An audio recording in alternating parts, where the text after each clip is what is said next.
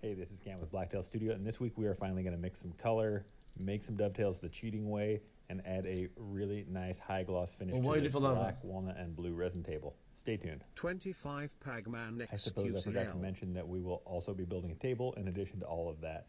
And we are starting with a really cool... How much is this one? Hey, this is Cam with Blacktail Studio, and this week I'm pretty quick thanks to the Great Courses Plus for sponsoring this week's video, since it is something a little bit different, something a client didn't exactly ask me for, because started with this old $20 maple slab I've had sitting around for probably 5 years and wasn't really going to do anything with, and just decided to burn it. And I got this weed burner from Home Depot. It actually works really well. It's 40, 50 bucks. Hook it up to a propane tank, and I just started going to town on it. And this isn't going to be an exact recipe or an exact science, because this is my first time. This is figuring it out. I did it on some coasters just as kind of a proof of concept a few weeks ago, and those looked really cool, so I wanted to see if I could do it on an entire table. So I like the really deep, they call it kind of a gator skin char, so that's what I was going for, was just really burning the heck out of this table.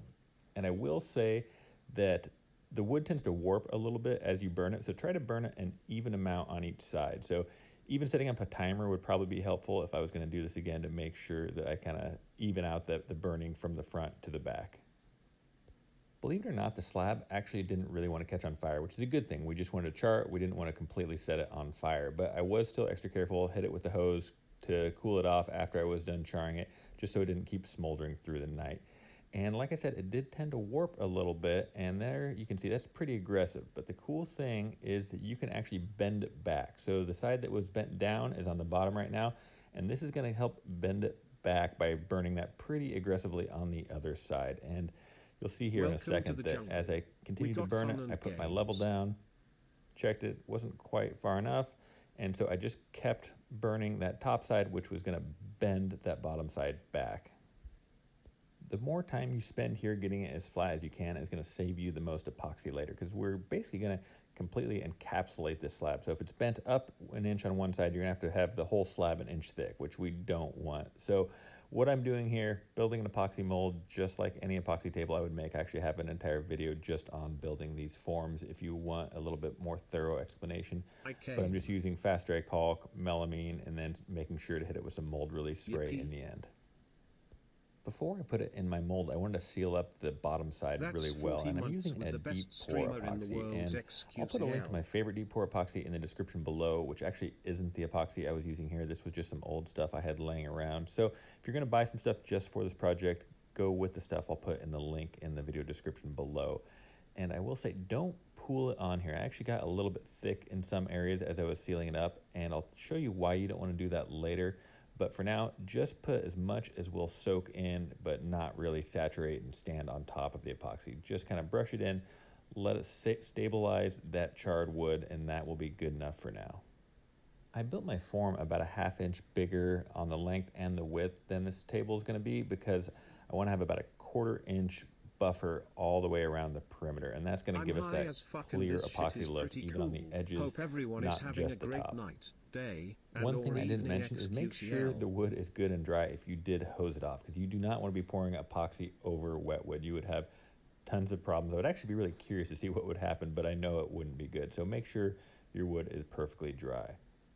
Some of you are probably wondering, why do we need to seal the wood up like we're doing here? Why can't you just pour the entire thing right now? The reason is bubbles, and epoxy and bubbles seem to go hand in hand. So what we're doing here is we're just sealing the wood up. If I was to just completely encapsulate it now, it would just be an absolute sea of bubbles, because they would stick to all of that charred wood. And so right now, we're just stabilizing the hardwood, and then we can come back and do our deep pour. And you can actually see here in the end that I left too much pooled up at this point, which caused a lot of little micro bubbles. So lesson learned, only get as much as the wood will saturate, kind of soak it up. Do not pool any epoxy on it at this point. Like you see there to the left, how it's kind of pooled up, that those left some pretty aggressive micro bubbles, which didn't look great in the end. I let that slab cure for about a week before coming back to mix up the epoxy for my top coat or deep pour epoxy that I'm going to be doing. And while I was doing it, I actually had something I had never experienced before, and I'll show you kind of a problem I had and then a solution I came up for that actually worked in the end. This was a chill epoxy, if you're curious, and it's not my favorite epoxy, but I've used it on some projects in the past.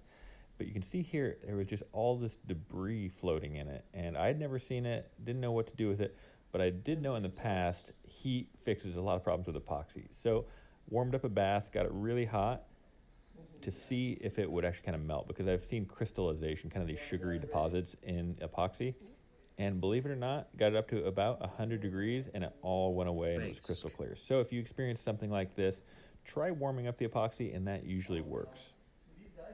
And what I'm doing now is just submerging the entire slab in epoxy. And if you're confused by this angle, so am I. I don't know if I was trying to get artsy or if my dog ran into the tripod or what happened, but this is the best footage I have of it. So I apologize for the footage, but right now I'm just submerging the entire thing about a quarter inch over the top of the epoxy and then just covering it up to make sure no loose debris falls in it while it's curing, which will take about 3 days. So a few days later, came back, and at this point, it came apart pretty much just like any of my epoxy tables. I don't think I showed putting the mold release on, but make sure you don't miss that step. Definitely want mold release on your forms if you're ever going to pour any epoxy with this melamine. I have a planer that is 20 inches wide, but I believe this table was about 21 inches wide, so it's too big for my shop. And I was going up to Creative Woodworking in Portland, a big commercial shop that lets me use their 50-inch planer for a pretty small fee. So you can see I got a couple tables I'm taking up there, and a lot of people ask, is the epoxy a lot harder on the planer blades and these wide belts? And yeah, it is a little bit harder, but it's not terrible. It does surface pretty much like wood. I don't think I really ever get any chip out, which is a question I get a lot. So they are just running it through. It's actually a planer and two wide belts on there. I believe it's 80 and 120 grit. So they are going to get it nice and flat for me, and then I can take it from there.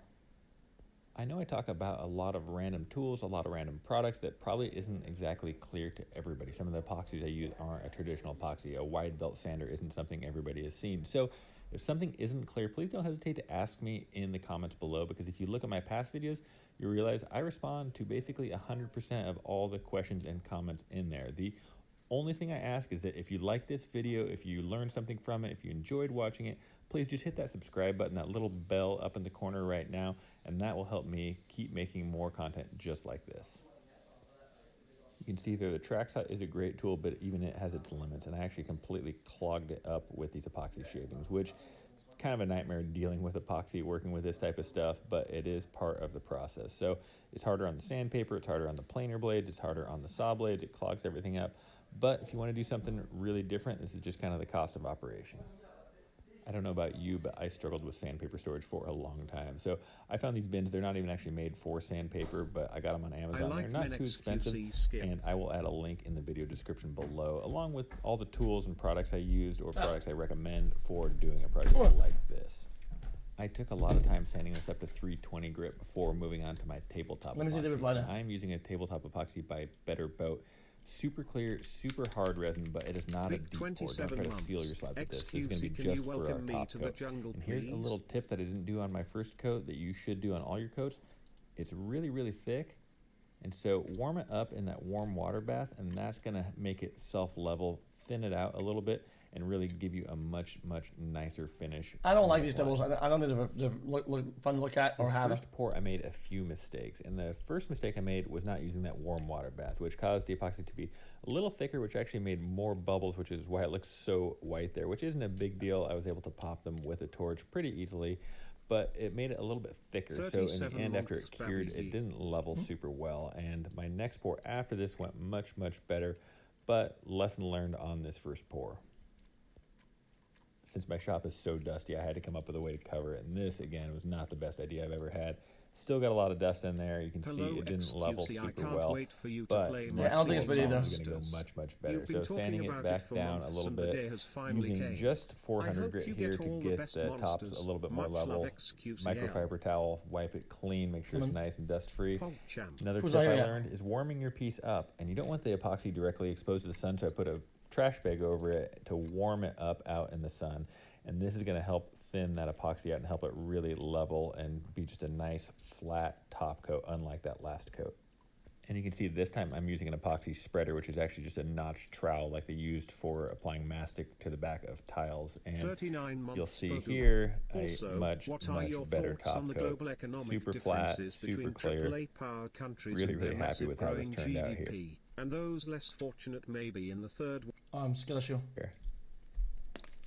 Even if you did your pour in a completely clean room, you're still gonna get tiny little dust nibs, little tiny hairs that land on this while it's curing over about that 12 hours. So I'm doing the old automotive thing and just wet sanding it. And I'm starting with 800 grit, sanding out any of those little dust nibs, trying to get it pretty flat, and didn't take a ton of time here, probably an hour total sanding from 800 up to 1200 grit, and that's going to give me a good enough sanding pattern to move on to my polishing compound.